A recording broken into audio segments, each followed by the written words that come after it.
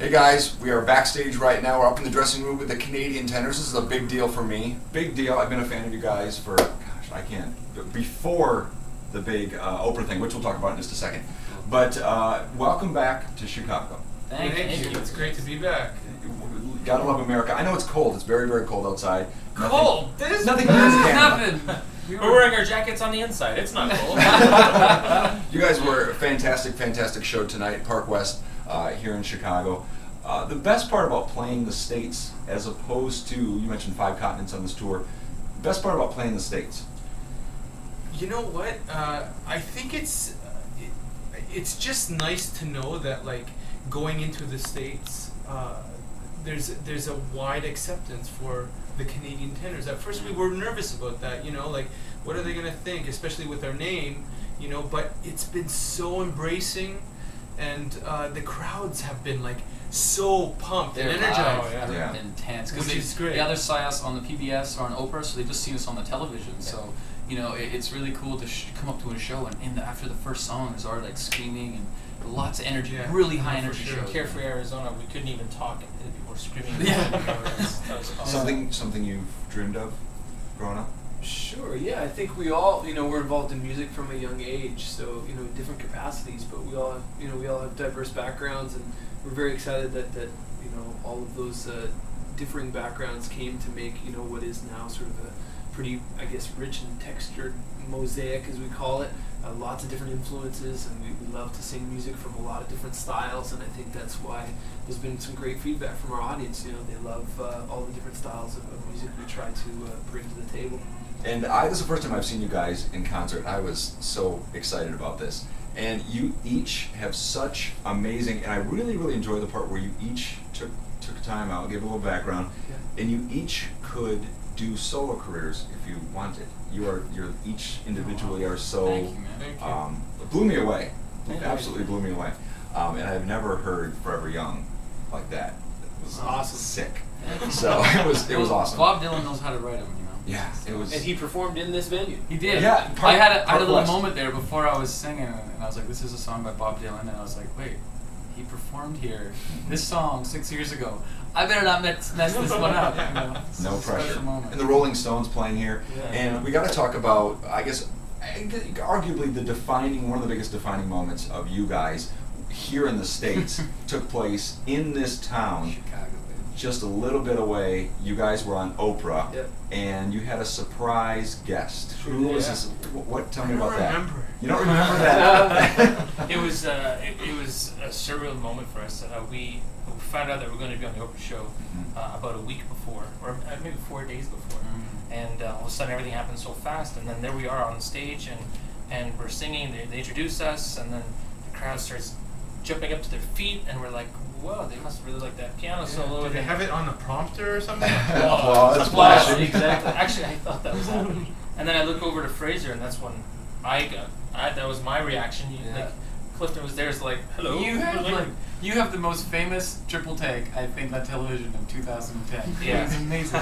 You got to go online and see Remy's reaction to Celine Dion and Oprah. I was totally shocked. I totally did not expect that. Go on YouTube. There's plenty of them. CanadianTenors.com, we got it on there. But I think what was most interesting about being on Oprah, and we don't always say this, but like, you know, Oprah really propelled us into the limelight. And just to give you a little juxtaposition of where we were before and after, right after we recorded the Oprah show, we went to Camden, Arkansas, and performed in a middle school for 200 people.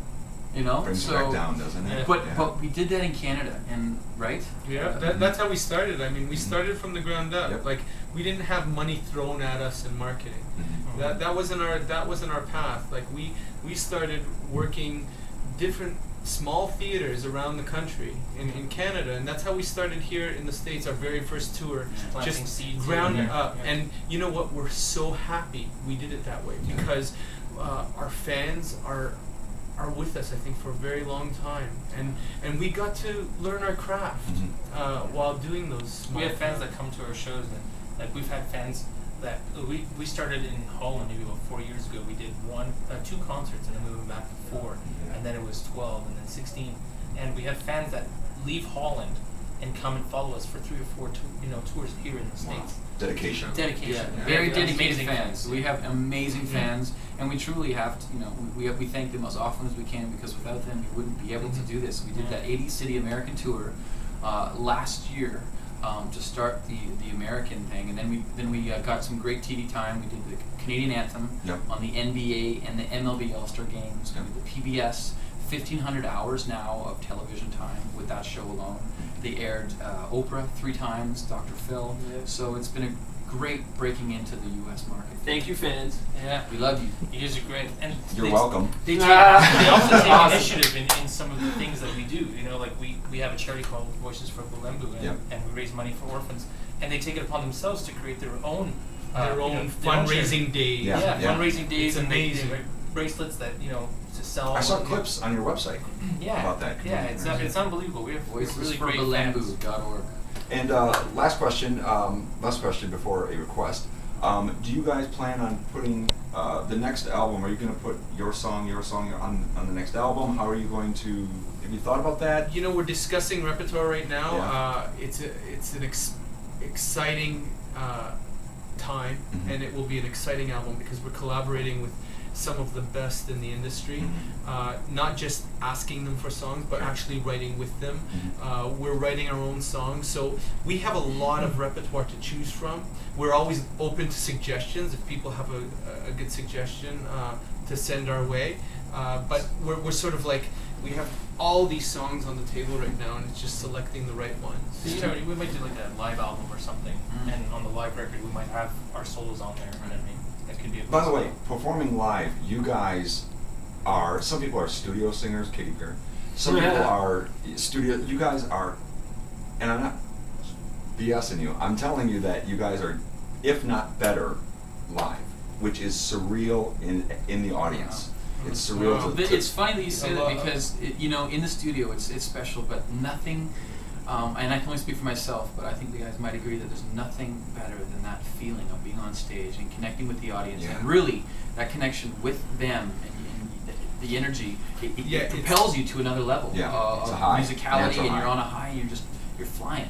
It's that visceral emotion and energy, exactly, back and forth with the audience that you don't always get in studio. We try to simulate it as much as we can.